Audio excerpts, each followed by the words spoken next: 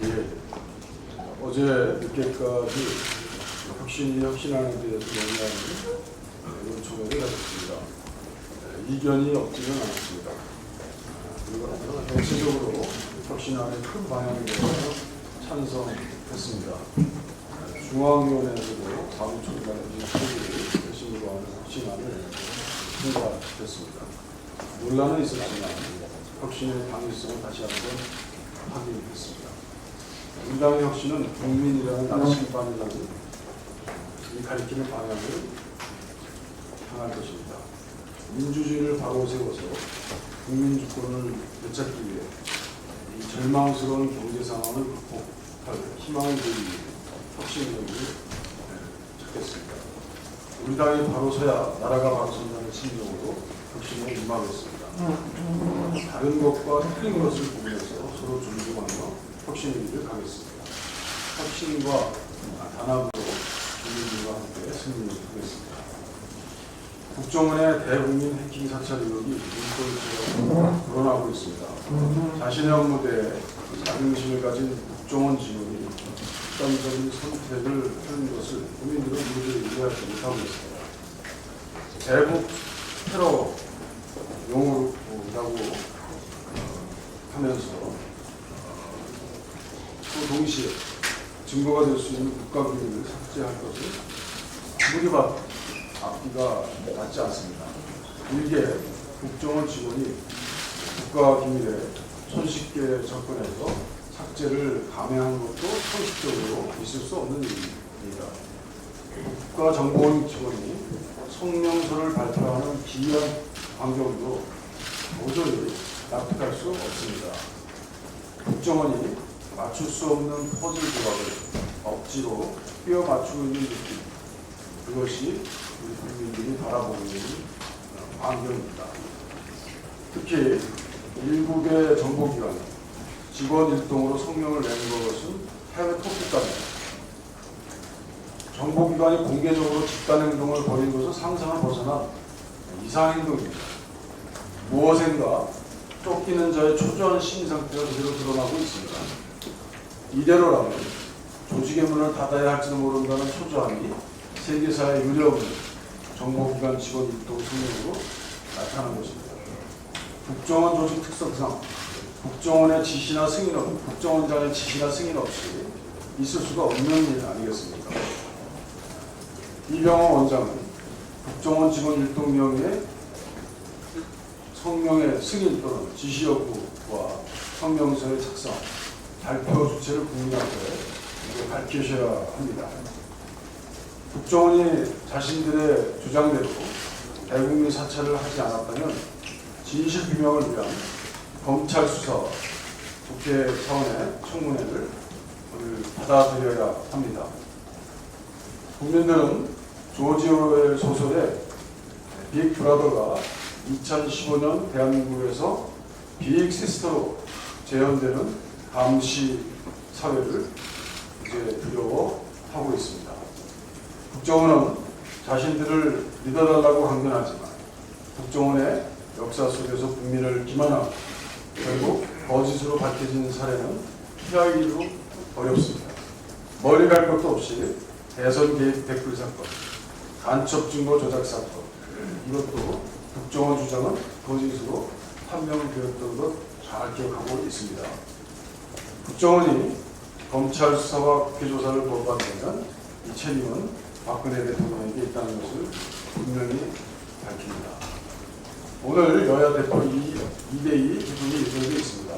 핵심 문제는 메르스 피해 보전을 위한 추경과 국정원의 대국민 해킹 사찰 의혹입니다.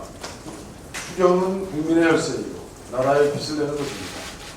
국민들은 건설 토목력 SOC 사업에 혈세가 퇴진되는 것을 결코 원치 않습니다. SOC는 추경 요건에도 해당되지 않고 재정 투입 효과도 분명하지 않습니다. 세입 경정 삭감과 법인세 인상 논의가 이제 필요합니다. 국회는 국정원의 대국민 해킹 사찰 의혹에 대한 진상규명 책임이 있습니다. 대국민 해킹 사찰은 국민 기본권을 훔치려 한 사찰을 통한 도둑질, 국회 차원의 모든 수단을 강구해야 합니다. 상임위 차원의 청문회와 현안 질의가 이제 필요합니다. 진상규명 노력 없이 대국민 사찰은 없었다고 주장하는 국정원의 말을 믿을 분은 아무도 없을 것입니다.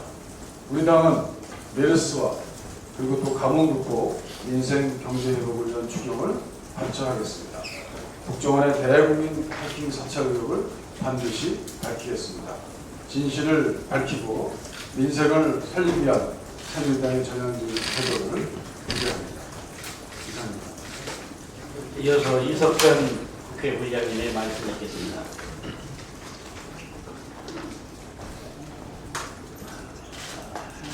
국정원 해킹 프로그램과 자살 사건으로 국민 의혹이 증폭되고 있습니다. 손바닥으로 하늘을 가리려고 해서는 안 됩니다.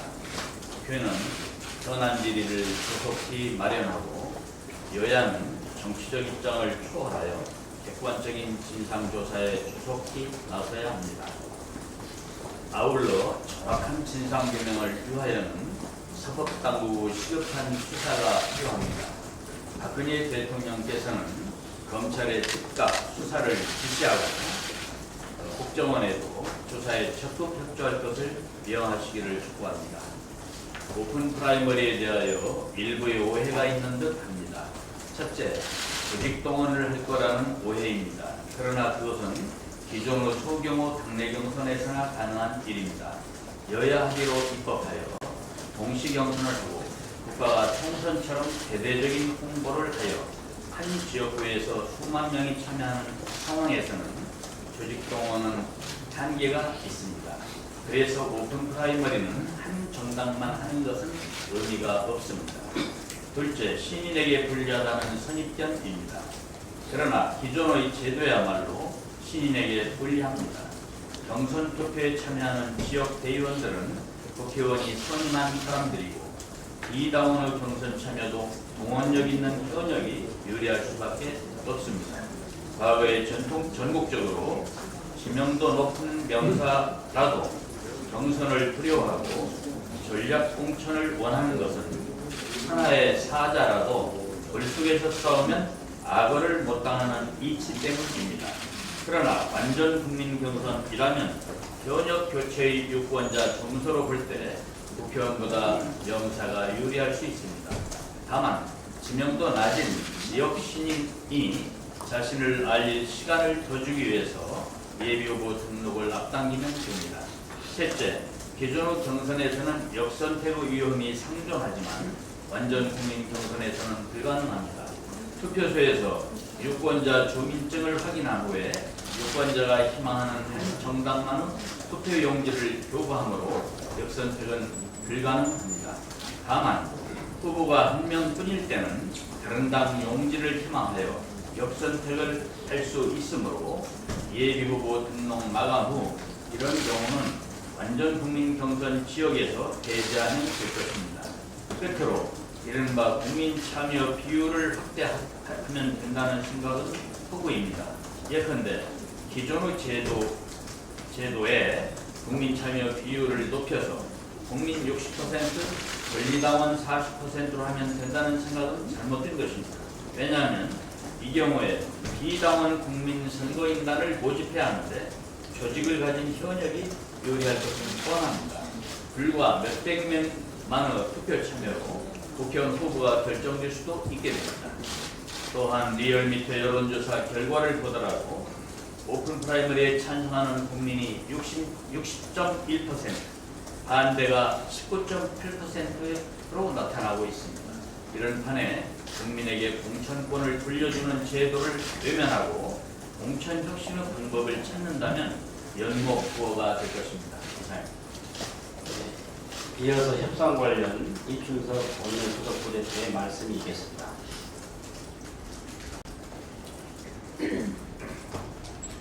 국정원이나 새누리당에서는 전 세계에서 35개국이 이 해킹 프로그램을 불편대고 우리나라처럼 시끄러운 나라가 없다고 입을 모으고 있습니다. 그래서 제가 직접 유신들을 들어가 봤습니다. 국정원과 새누리당은 유신을 안 보는 것이 아닌가 하는 생각이 듭니다. 지금 유신은 이 문제로 우리나라보다 훨씬 더 시끄럽습니다. 세계적인 매거진인 포춘지에서도 FBI가 2011년부터 해킹팀의 프로그램을 하던,데 무려 77만 5천 달러를 썼다는 내용을 대서특필했고, 유럽에서도 이 문제로 기사가 연일 나오고 있습니다. 키프로스 경우는 이러한 프로그램을 구매했다는 이유로 정부기관장이 해임주고 사퇴하기도 했습니다.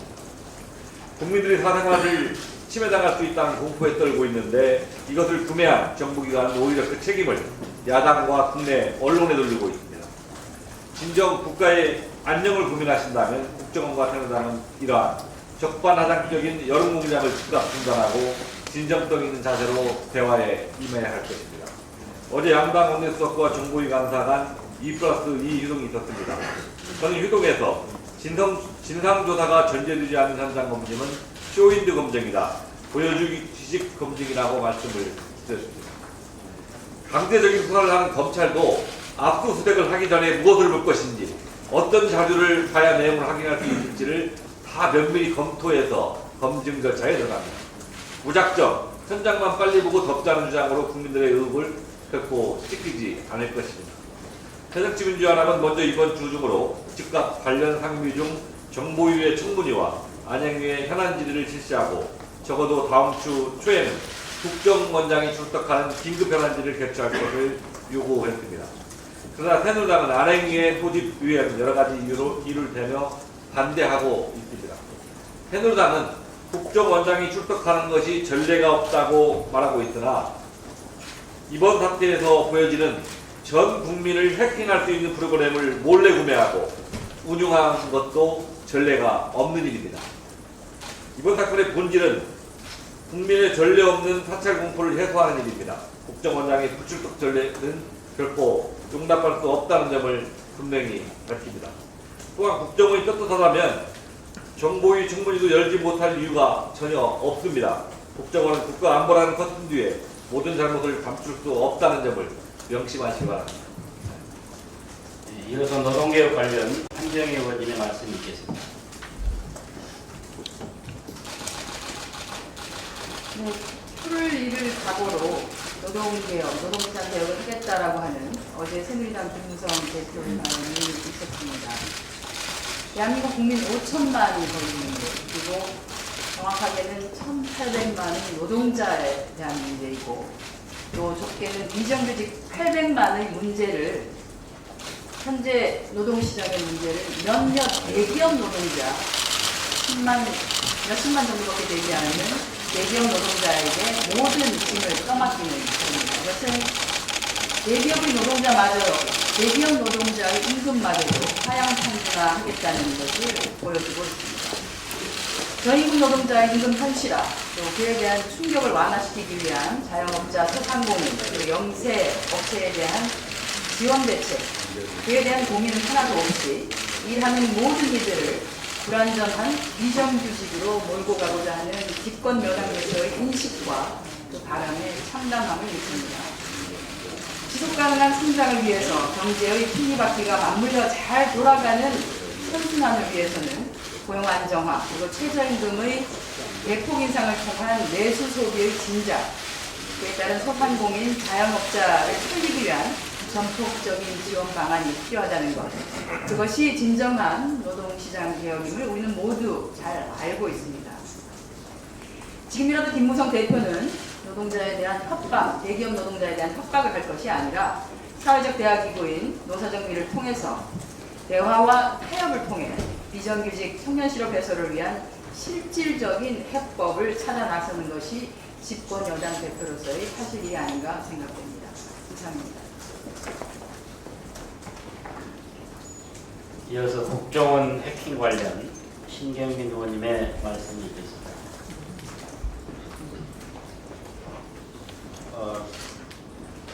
국정원의 정보 사찰이 직원 자살과 겹치면서 사망한 국정원 직원이 숨진 지 며칠이 지난 지금 국민 어느 누구도 납득할 만한 자살 이유를 짐작조차 하지 못하고 있습니다. 더 알 수 없는 건 사망한 임 과장이 왜 파일을 삭제했는지 그리고 무슨 기밀을 삭제했는지입니다.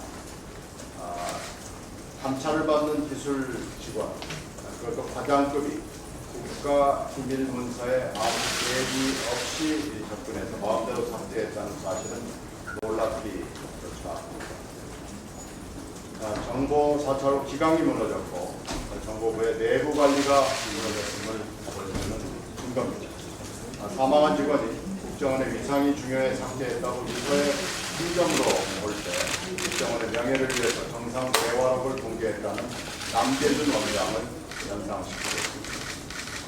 100% 삭제된 파일을 복구할 것이라는 국정원의 장담 역시 이해할 수가 없습니다. 일단 뭐가 100%인지를 도저히 알 길이 없습니다. 그리고 전 사안을 전공한 뒤 20년 동안 국정원에서 이 일을 맡아온 기술자가 파일을 지웠다는데 국정원이 태어난 것도 매우 이상합니다. 바로 얼마 전 댓글 사건 당시 국정원은 직원이 준 컴퓨터 파일은 도저히 복구할 수 없다고 답했습니다. 어느 말이 진짜인지 국정원의 실력이 어느 정도인지를 알 길이 없습니다. 지난 금요일 오후 늦게 국정원은 국정원 입장이라는 보도자료를 내고 로그 기록을 정보위원회에 공개하겠다고 비상조치 이례적이라는 장면과 함께 깜짝 설명을 내놓았습니다.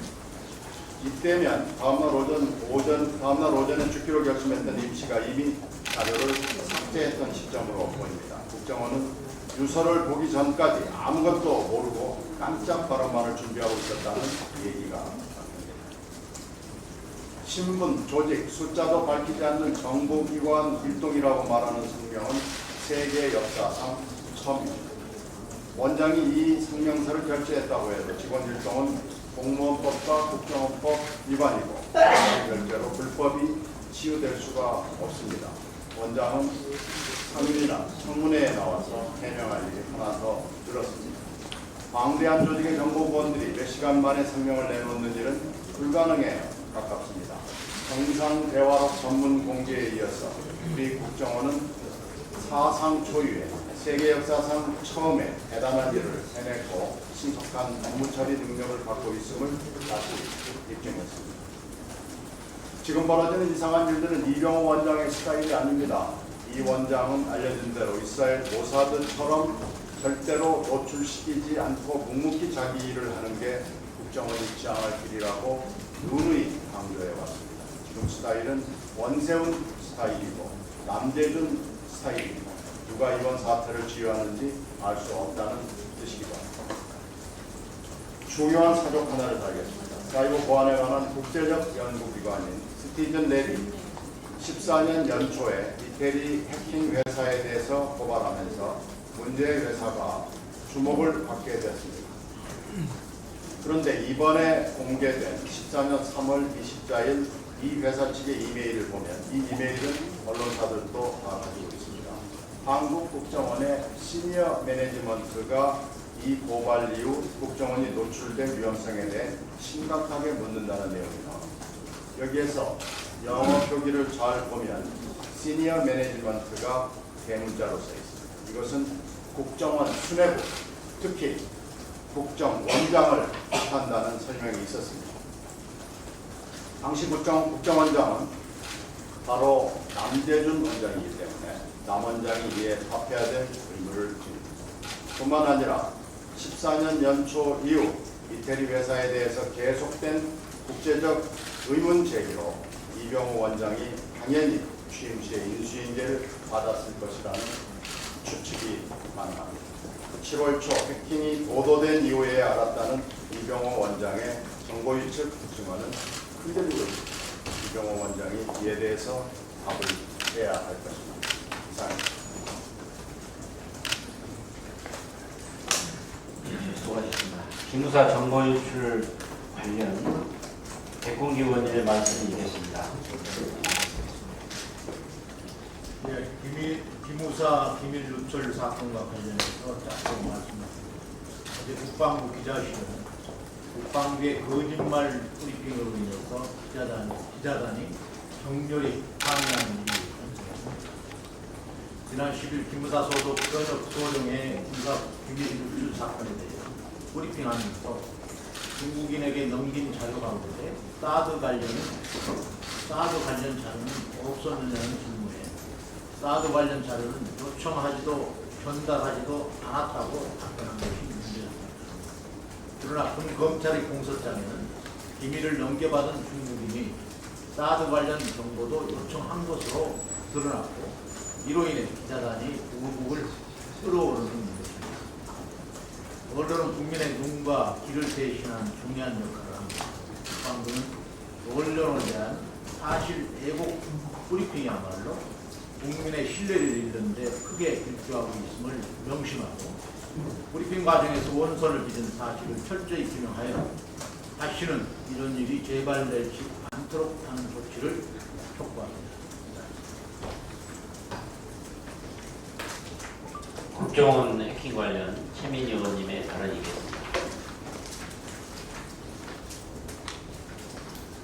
해킹당해 해킹한 거 들킨 국정원, 해킹도 문제, 들킨 건 또 다른 문제입니다.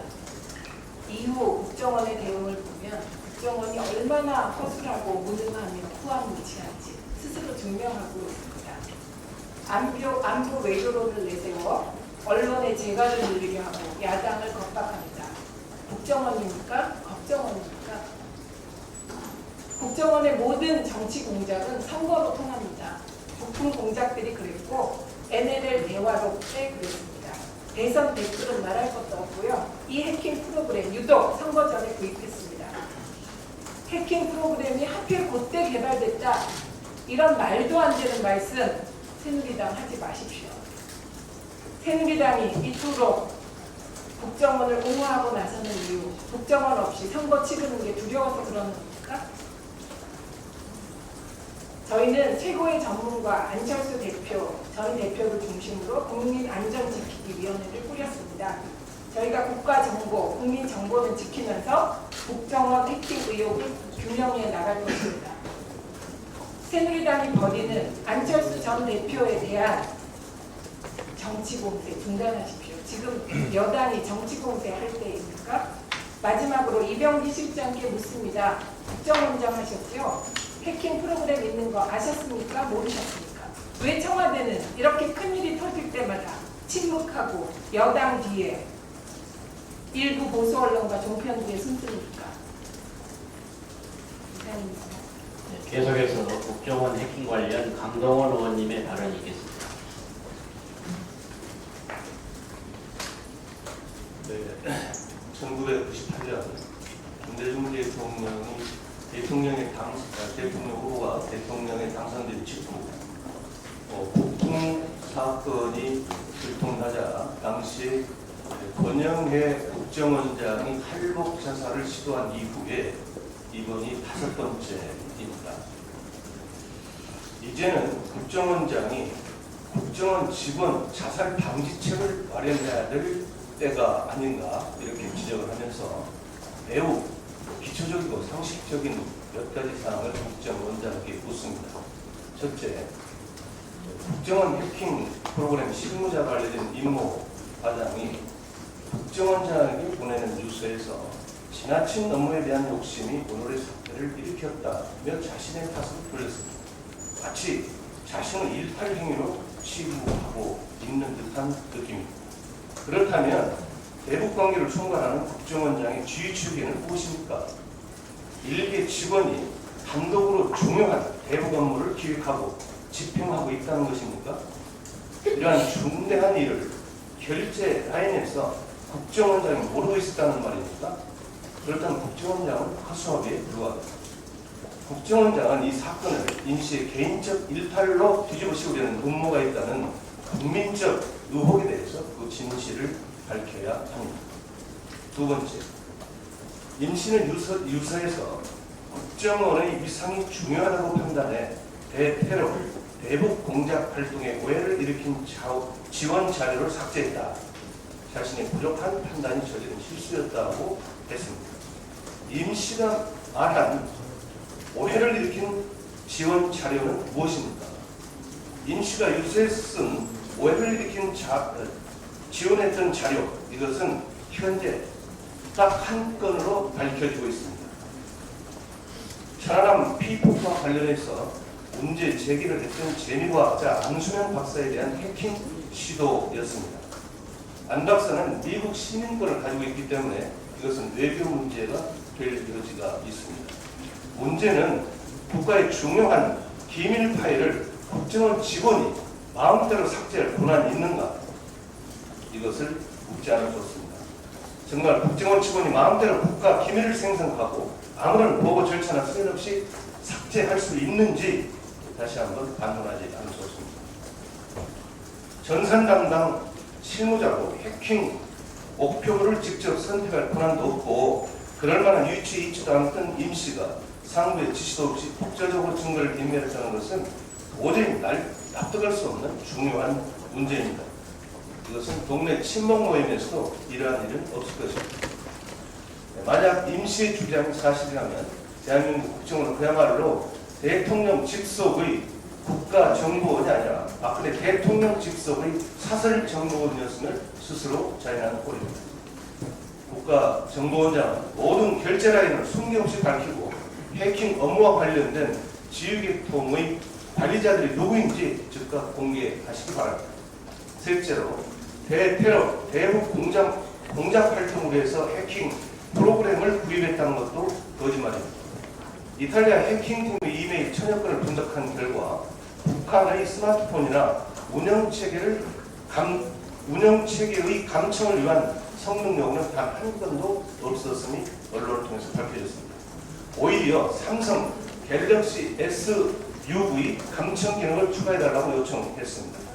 이것은 국정원이 해킹 프로그램이 온전히 국내용이었음을 확실히 간증하고 있는 것입니다. 국정원장께 묻습니다. 삼성전자가 북한 기업입니까?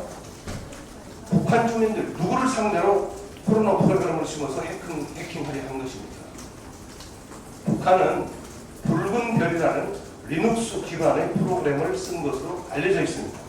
리눅스를 해킹하려면 스파이웨어는 온라인이 아닌 오프라인, 즉 USB를 설치해야 가능하다는 것이 전문가들의 주장입니다.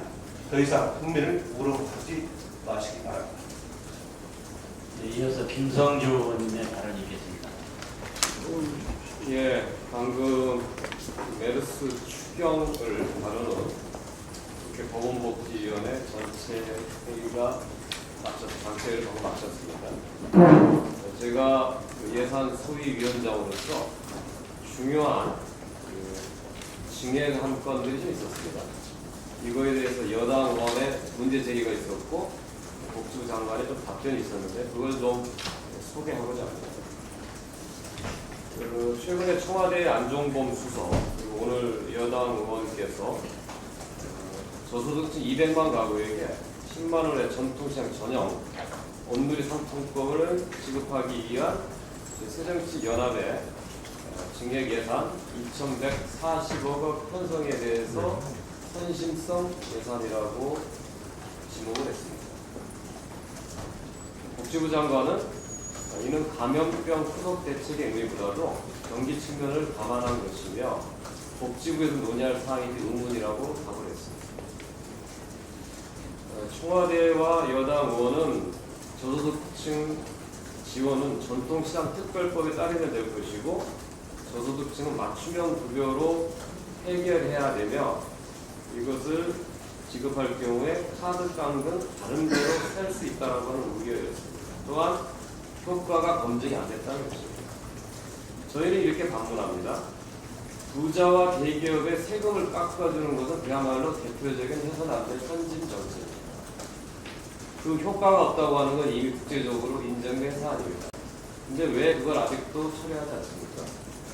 또 SOC 사업을 남발하는 것 역시 효과가 검증 안 되어 있습니다. 특히 내년 선거를 앞두고 대표적인 지역 선심성 사업입니다. 왜 대기업의 세금을 깎아주고 검증이 안 된 SOC 사업을 남발하는 걸 선심성이라고 지목하지 않고 가난한 사람을 돕는 걸 왜 선심이라고 비난하는 겁니까? 이 전통시장 전용 온누리 상품권 발행은 이번 메르스로서 가장 피해를 많이 입은 전통시장과 골목 상권에 다시 활기가 돌게 하고 가장 피해를 입은 영세 자영업자를 돕기 위한 것이며 우리 사회의 가난한 저소득층을 직접 지원하기 위한 일석삼조의 효과가 있는 것입니다. 이미 유럽은 많은 사회수당 정책으로 가처분 소득을 늘려줘서 내수시장을 튼튼히 해서 경제 위기로부터 극복한 사례들이 많습니다. 이제 우리도 그야말로 대기업을 위한 선심 정책, 토건 정책을 벗어나서 직접 어려운 국민들을 돕는 직접 지원 정책으로 전환해야 할 때입니다. 이유에 대해서 청와대와 정부, 여당이 즉각 호응에 나서시기를 간절히 부탁드립니다. 이상입니다.